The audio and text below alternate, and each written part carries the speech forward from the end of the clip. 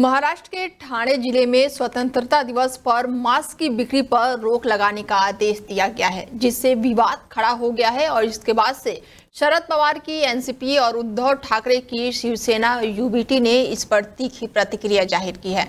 शरद पवार गुट और उद्धव ठाकरे गुट ने केडीएमसी के इस आदेश को जनता को भोजन विकल्प का उल्लंघन करार दिया है। महानगर पालिका जारी नोटिस का जवाब देते हुए एनसीपी और एसपी विधायक जितेंद्र आव्हाड ने कहा कि 15 अगस्त को मटन पार्टी आयोजित करेंगे ताकि लोगों के लिए खाने की वैरायटी होने का हक हो और आजादी का संदेश दे सके। दरअसल कल्याण डोंबिवली महानगर पालिका की ओर से जारी नोटिस में कहा गया है कि सभी बूचड़खाने और बकरियां, भेड़, मुर्गी और साथ ही बड़े जानवर काटने वाले लाइसेंस प्राप्त कसाई 14 अगस्त को आधी रात से 15 अगस्त की आधी रात तक 24 घंटे के लिए अपना काम बंद रखेंगे। इतना ही नहीं, महानगर पालिका ने चेतावनी भी दी है कि अगर इस अवधि में किसी भी पशु का वध किया गया या फिर उसका मांस बेचा गया तो महानगर निगम अधिनियम 1949 के तहत कार्रवाई की जाएगी।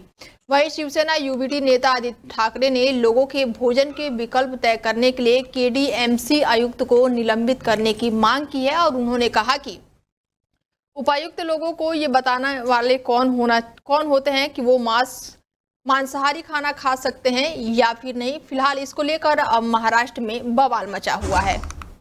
राहुल गांधी की अगुवाई में आज संसद भवन से चुनाव आयोग की ऑफिस तक मार्च निकाला जा रहा है और सभी सांसद चुनाव आयोग के दफ्तर तक पैदल जाने के लिए पूरी तरह से तैयार है।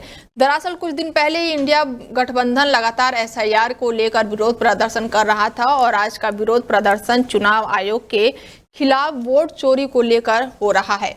रिपोर्ट के मुताबिक इस मार्च में राहुल गांधी के साथ मल्लिकार्जुन खड़गे, अभिषेक बनर्जी और अखिलेश यादव भी शामिल होंगे और मीडिया रिपोर्ट के मुताबिक इस मार्च के लिए करीब 25 पार्टियों के सांसद शामिल हुए हैं और शाम तक इन सांसदों को मल्लिकार्जुन खड़गे ने डिनर के लिए भी इनवाइट किया है और इसमें आरजेडी, टीएमसी और डीएमके पार्टी के कई बड़े नेता शामिल हो सकते हैं और ये मार्च सांसद भवन से लेकर चुनाव आयोग के ऑफिस तक जारी रहेगा।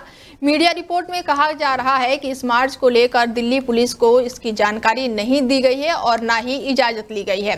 राहुल गांधी का कहना है कि वो वोट चोरी हमारे लोकतंत्र की बुनियाद पर हमला है और एक व्यक्ति एक वोट का सिद्धांत कमजोर किया जा रहा है। इसके साथ ही स्वतंत्रता और निष्पक्ष चुनाव के लिए स्वच्छता और पारदर्शिता मतदाता सूची जरूरी है। उत्तर प्रदेश विधानमंडल का मानसून सत्र हंगामेदार हो सकता है और समाजवादी पार्टी के नेता और जसवंत नगर से विधायक शिवपाल सिंह यादव के बयान से अब ये साफ संकेत मिल रहा है। सपा नेता ने ये बयान मुख्यमंत्री योगी आदित्यनाथ की प्रेस वार्ता से पहले जारी किया है। सपा नेता ने सोशल मीडिया साइट एक्स पर आरोप लगाया है कि सरकार नाकामियां छिपाने के लिए 4 दिन का सत्र चला रही है। सीएम की प्रेस वार्ता से पहले शिवपाल सिंह यादव ने गंभीर आरोप लगाया। सपा नेता ने कहा है कि बीजेपी सरकार अपनी 9 साल की नाकामियों को छुपाने के लिए 4 दिन में ही एक दिन 24 घंटे का विधानसभा सत्र चलाना चाह रही है। बीजेपी सरकार पूरी तरह से विफल है और अपनी नाकामियां, विफलता और विकास के झूठे एजेंडे को छुपाने के लिए 4 दिन का विधानसभा सत्र लेकर आई है। उन्होंने लिखा है कि इस सत्र के 4 दिन चलने से भी प्रदेश की स्थिति और विकास में कोई सुधार नहीं आएगा। सिंचाई की उचित व्यवस्था बीजेपी सरकार दे नहीं पाई, बाढ़ को पूरे प्रदेश में रोका नहीं गया है और इसके बाद से मंत्री जी ने कहा है कि प्राकृतिक से कैसा लड़ा जाए, कम से कम बाढ़ से निपटने के लिए व्यवस्थाएं तो की जा सकती है।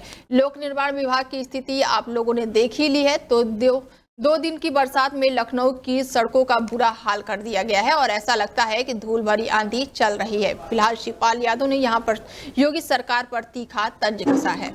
इजराइल के प्रधानमंत्री बेंजामिन नेतन्याहू ने अमेरिकी राष्ट्रपति डोनाल्ड ट्रंप से बात की है और इस दौरान दोनों के बीच गाजा में चल रहे युद्ध को खत्म करने को लेकर चर्चा हुई है। और अब 15 अगस्त को डोनाल्ड ट्रंप और रूस के राष्ट्रपति पुतिन से मुलाकात करने पहुंचेंगे और इससे पहले अमेरिका के उपराष्ट्रपति का बयान सामने आया है। उन्होंने कहा है कि ट्रंप ऐसा प्लान बना रहे हैं जिससे जो अभी तक संभव नहीं हो पाया है उसको संभव किया जा सकता है। उन्होंने ये बात यूक्रेन के राष्ट्रपति जेलेंस्की और पुतिन को एक साथ लाने को लेकर कही है। पिछले कई सालों से रूस और यूक्रेन की जंग लगातार जारी है और जब से डोनाल्ड ट्रंप ने अमेरिका की सत्ता संभाली है तभी से वो दुनिया भर में शांति कायम करने की बात करते आ रहे हैं और इसके लिए कई बार ट्रंप के शांति नोबेल पुरस्कार देने की मांग भी उठ चुकी है। टैरिफ मामले के समय रूस और यूक्रेन की जंग को लेकर ट्रंप भारत पर भी आरोप लगा चुके हैं और हाल ही में अमेरिकी उपराष्ट्रपति का बयान भी सामने आया। उन्होंने जेलेंस्की और पुतिन की मीटिंग को लेकर कहा है कि 3 साल से जारी युद्ध में संधि की बात ट्रंप की कोशिशों से है। पहले पुतिन इस बात के लिए तैयार नहीं थे कि वो जेलेंस्की के साथ बैठेंगे, लेकिन नेतन्याहू ने अब अमेरिका से बात की है और आने वाले समय में पता चलेगा कि आखिर इस पर क्या फैसला लिया जा रहा है। भारत के ऑपरेशन सिंदूर के बाद से पाकिस्तान अपनी हार को छुपाने के लिए नए नए बयान दे रहा है।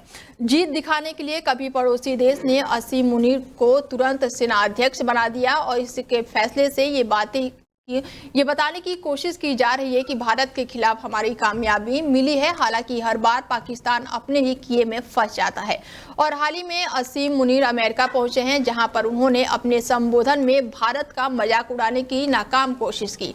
उन्होंने भारत की तुलना मर्सिडीज से की और पाकिस्तान की तुलना ट्रक से कर दी। फिर क्या था, सोशल मीडिया पर यूजर्स ने उन्हें ट्रोल कर दिया। जनरल मुनीर ने ट्रंप में पाकिस्तान समुदाय कार्यक्रम में शामिल हुए और वहां पर उन्होंने पाकिस्तान की बड़ाई करने के लिए भारत की तुलना मर्सिडीज से कर दी।